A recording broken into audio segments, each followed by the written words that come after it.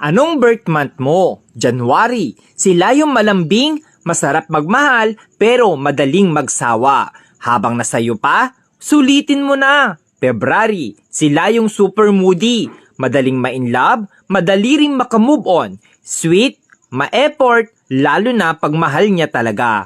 March. Sila yung malambot ang puso, madaling lambingin, masarap mahalin, pero grabe kung magalit, mabilis mag-move on.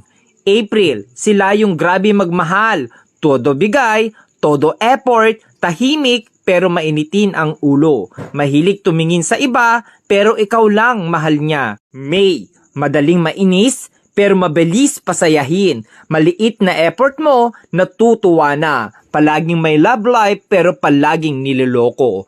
June, mahilig talaga mga liwa, pero kapag nakita na niya yung taong mahal niya, loyal kung loyal yan. Masayahin pero doble ang sakit ang kayang ibalik sa'yo once nasaktan mo. July, sila yung mga taong hindi mabilis magtiwala. Handang masaktan, mapasaya ka lang. Slowly, iyakin, emotional, mahilig magtampo. August, joker, abnormal, pero may tinatagong problema. Masarap kasama, masayahin, hindi showy, sakto lang magmahal. September, stick to one. Loyal pero madalas lokohin kaya matigas ang puso. Masarap maglambing, mabait pero demonyo magalit. October, pag pinakita mong sa kanya ka lang at sayo lang din siya, pero pag niloko mo, mas maloko yan sayo. Mapang-asar pero siya yung napipikon.